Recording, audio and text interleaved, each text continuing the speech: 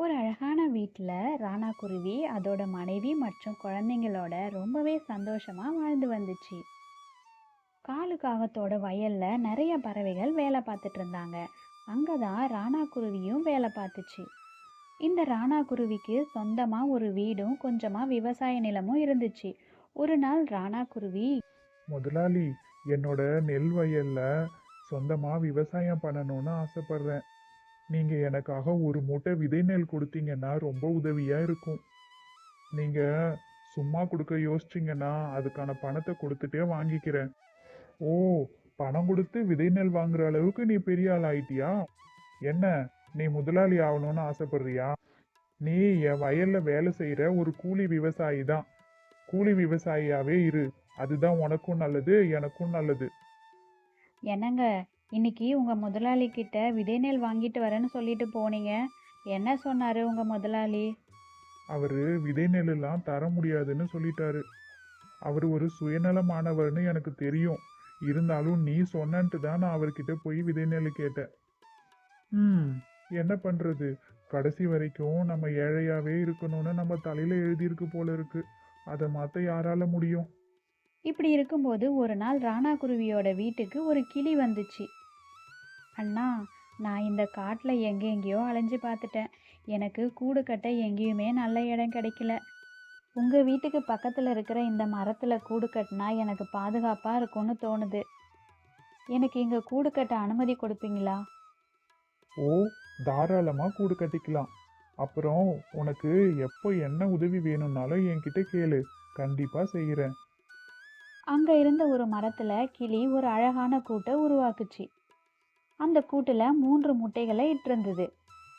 ஒரு நாள் அந்த கிளி உணவு தேடணும்னு சொல்லி வெளியில் போச்சு. அந்த நேரம் பார்த்து தூரத்துல இருந்து அதை பார்த்துட்டு இருந்த ஒரு கழுகு அந்த முட்டைகளை எப்படியாவது சாப்பிடணும்னு சொல்லி அங்கே போச்சு. அங்கே இருந்த அந்த 3 முட்டைகளையும் ஒவ்வொன்றா சாப்பிட ஆரம்பிச்சது அந்த கழுகு. அந்த நேரம் பார்த்து வெளியில் போயிருந்த ராணா குருவி அங்கே வந்தது. ராணா குருவியை பார்த்த கழுகு அங்கிருந்து பறந்து போயிடுச்சு. அந்த கழுகு 2 முட்டைகளையும் சாப்பிட்ருந்ததை பார்த்த ராணா குருவி ரொம்பவே வருத்தப்பட்டுச்சு. அடடா, என்னது இது? 2 முட்டைகளை அந்த கழுகு சாப்பிட்டுட்டு போயிடுச்சே. எப்படிதான் இப்படி மனசாட்சி இல்லாம இருக்காங்களோ தெரியல. இங்க வந்து கூடு கட்டினா பாதுகாப்பா இருக்கும்னு அந்த கிளி வந்துச்சு. ஆனா இப்ப இப்படி ஆயிடுச்சு. சரி, அந்த கிளி வர்ற வரைக்கும் இந்த முட்டைக்கு பாதுகாப்பா இங்கேயே இருக்கலாம். இப்படி சொன்ன ராணா குருவி அந்த முட்டைக்கு பாதுகாப்பாக அங்கேயே இருந்துச்சு. ஆனால் ரொம்ப நேரமாயும் அந்த கிளி அங்கே வரவே இல்லை. அந்த ஒரு முட்டையும் வீட்டுக்கு எடுத்துட்டு வந்த ராணா குருவி தன்னோட மனைவி மீனுக்குருவி கிட்ட நடந்தது எல்லாத்தையும் சொல்லுச்சு. அடடா, கேட்கவே மனசு ரொம்ப கஷ்டமா இருக்குங்க. சரி, இதுவும் நம்ம குழந்தை மாதிரி தான். இதிலிருந்து வர்ற கிளிய நாமளே வளர்க்கலாங்க. இப்படி பேசிக்கிட்ட ராணா குருவியும் மீனுக்குருவியும் அந்த முட்டையை ரொம்பவே பாதுகாப்பாக வச்சிருந்தாங்க. அடுத்த சில நாட்கள்லேயே அந்த முட்டையிலிருந்து ஒரு அழகான குட்டி கிளி வெளியில வந்துச்சு. ராணா குருவியும் மீனுக்குருவியும் அந்த கிளிக்கு உணவு கொடுத்து ரொம்ப அன்பா வளர்த்து வந்தாங்க.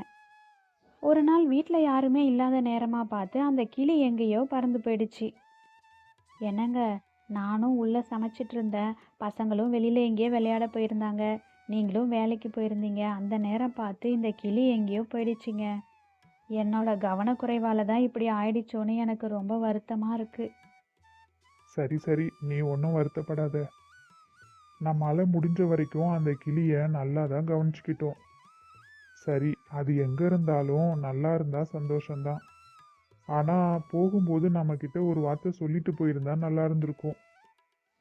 இப்படியே நாட்கள் கடந்து போச்சு. வீட்டை விட்டு போன அந்த கிளி மறுபடியும் ஒரு நாள் ராணாவோட வீட்டை தேடி வந்திருந்தது. மறுபடியும் தான் வளர்த்த கிளியை பார்த்த ராணா குருவி ரொம்பவே சந்தோஷப்பட்டுச்சு. நீ திரும்பி வந்துட்டியா? ஏன் எங்ககிட்ட சொல்லாம போன? உன்னை காணோன்னு நாங்க எவ்வளோ வருத்தப்பட்டோம் தெரியுமா? அதுவா, நான் போக வேண்டிய நேரம் வந்துச்சு, அதனால தான் போனேன். அப்புறம் இந்த விதைய உங்க வீட்டுக்கு பக்கத்தால இருக்கிற இடத்துல விதைச்சு வைங்க. நாளைக்கு காலையில எழுந்து பாருங்க. இப்படி சொல்லிட்டு அந்த கிளி உடனே பறந்து போயிடுச்சு.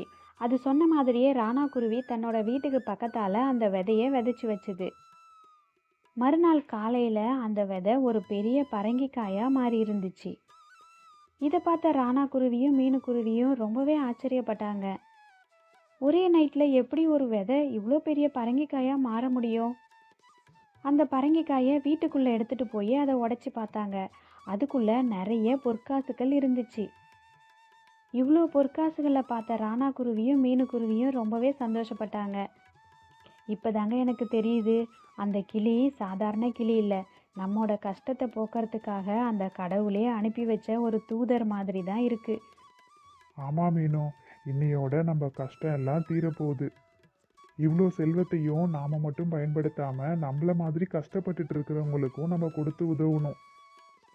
ஒரு நாள் நடந்த விஷயத்தையெல்லாம் கேள்விப்பட்ட காலுக்காகமும் கோரிக்காகமும் ராணாவோட வீட்டுக்கு வந்து அதை பற்றி கேட்டாங்க. ராணா குருவியும் நடந்த விஷயத்தை எல்லாத்தையும் ஒன்று விடாமல் அவங்களுக்கு சொல்லுச்சு. காகங்களோட மனசில் ஒரு பேராசை எண்ணம் தோன்றுச்சு. ஒரு நாள் கோரிக்காகம் அந்த காட்டில் இருந்த ஒரு சிட்டுக்குருவியை கூப்பிட்டு இப்படி சொல்லுச்சு. சிட்டுக்குருவி, உனக்கு கூடு கட்ட இடம் கிடைக்கலன்னு கேள்விப்பட்டேன். எங்கள் வீட்டு தோட்டத்தில் நிறைய மரங்கள் இருக்குது. அதில் ஏதாவது ஒரு மரத்தில் நீ கூடு கட்டி உன்னோட குடும்பத்தை உருவாக்கிக்க. தன்னோட நல்லதுக்கு தான் கோரிக்காகம் சொல்லுதுன்னு நினச்ச சிட்டுக்குருவியும் அவங்க வீட்டில் இருந்த ஒரு மரத்தில் கூடு கட்டி அதில் 3 முட்டைகளை இட்டிருந்தது. ஒரு நாள் காலுக்காகமும் கோரிக்காகமும் அந்த சிட்டுக்குருவியை கூப்பிட்டு, நீ இங்கேயே இருந்தா உன்னை கொன்றுவோன்னு சொல்லி மிரட்டி அந்த சிட்டுக்குருவியை அங்கேருந்து துரத்தி விட்டுட்டாங்க. பிறகு அந்த 3 முட்டைகளையும் தங்களோட வீட்டுக்குள்ளே எடுத்துகிட்டு போனவங்க அதில் 2 முட்டையை சமைச்சு சாப்பிட்டாங்க. மீதி இருந்த ஒன்றை மட்டும் ரொம்ப கவனமாக பாதுகாத்து வந்தாங்க. சில நாட்களுக்கு பிறகு அந்த முட்டையிலிருந்து ஒரு அழகான சிட்டுக்குருவி வெளியில் வந்துச்சு. அந்த சிட்டுக்குருவிக்கு தேவையான உணவு கொடுத்து ரொம்பவே அன்பாக வளர்த்து வந்தாங்க காலுக்காகமும் கோரிக்காகமும். ஒரு நாள் சிட்டுக்குருவி யாருக்கும் சொல்லாமல் வீட்டை விட்டு பறந்து போயிடுச்சு. மறுபடியும் வீட்டுக்கு திரும்பி வந்த அந்த சிட்டுக்குருவி காலுக்காகத்துக்கிட்ட ஒரு விதையை கொடுத்து வீட்டுக்கு பக்கத்தால் விதைங்கன்னு சொல்லிட்டு போயிடுச்சு. அது சொன்ன மாதிரியே காலுக்காகமும் வீட்டுக்கு பக்கத்தால் அந்த விதையை விதைச்சி வச்சிருந்தது. மறுநாள் காலையில் அந்த விதை ஒரு பெரிய பரங்கிக்காயாக மாறி இருந்தது. அதை பார்த்த காலுக்காகமும் கோரிக்காகமும் ரொம்பவே ஆச்சரியப்பட்டாங்க. பொற்காசுகள் கிடைக்க போகுதுன்ற ஆர்வத்தில் அந்த பரங்கிக்காயை வீட்டுக்குள்ளார எடுத்துகிட்டு போனாங்க. அந்த பரங்கிக்காயை உடைச்சி பார்த்ததில் அதிலிருந்து பொற்காசுகள் வரல, அதுக்கு பதிலாக நெருப்பு தான் வந்துச்சு. இதை பார்த்து அதிர்ச்சியானவங்க அந்த நெருப்பை அணைக்கணும்னு முயற்சி பண்ணாங்க. ஆனால் அணைக்கவே முடியல. அந்த நெருப்பு அணையவே இல்லை. உடனே அந்த நெருப்பு வீடு முழுக்க பரவ ஆரம்பிச்சிச்சு. நல்ல வேளை காலுக்காகமும் கோரிக்காகமும் தப்பிச்சிட்டாங்க. ஆனால் வீட்டை மட்டும் காப்பாற்றவே முடியல. டியர் ஃப்ரெண்ட்ஸ், இந்த ஸ்டோரி உங்களுக்கு பிடிச்சிருந்ததுன்னா மறக்காமல் எல்லாரும் இந்த சேனலை லைக் பண்ணுங்கள், ஷேர் பண்ணுங்கள், சப்ஸ்கிரைப் பண்ணுங்கள். தேங்க்யூ ஸோ மச் ஃபார் வாட்சிங் ஃப்ரெண்ட்ஸ்.